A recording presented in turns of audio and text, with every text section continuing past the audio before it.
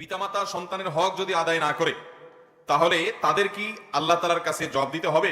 কোরআন এবং হাদিসের আলোকে জানতে চাই। ভাইরা আমার, আমাদের দেশে মা বাবার অধিকারের কথা বলা হয়, বেশি বেশি বলা হয়, এবং সেটা বলতেই হবে।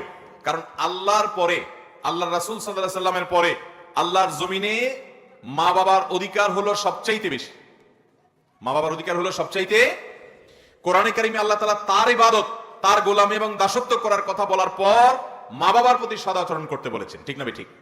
অতএব মা বাবার প্রতি যদি কেউ অসদাচরণ করে, বেয়াদবি করে, তাদের নির্দেশ না মানে, তাহলে সেক্ষেত্রে সেই কবিরা গুনাহে লিপ্ত। অনেক যুবক আছেন যে মা বাবার সাথে যা তা ব্যবহার করেন। মনে রাখবেন, আপনি অনেক শিক্ষিত হয়েছেন, আপনার বাবা মা হয়তো শিক্ষিত না। আপনার হয়তো অনেক সেন্স আছে, তাদের সেই সেন্স নাই। আপনি অনেক কিছু বোঝেন, তারা এত মায়ের পেট বোঝে না।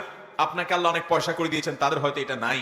তারপরও তারা আপনার মা এবং বাবা হওয়ার কারণে আপনি রাজার সামনে প্রজারা যেরকম থাকে, আপনি আপনার মা বাবার সামনে সেরকম দোজানু হয়ে, নতজানু হয়ে, আপনি তাদের সামনে বিনয়ে অবনত হয়ে আপনি অত্যন্ত শ্রদ্ধা ভরে তাদের সামনে নিজেকে উপস্থাপন করবেন। চেষ্টা করবো তো ইনশাআল্লাহ।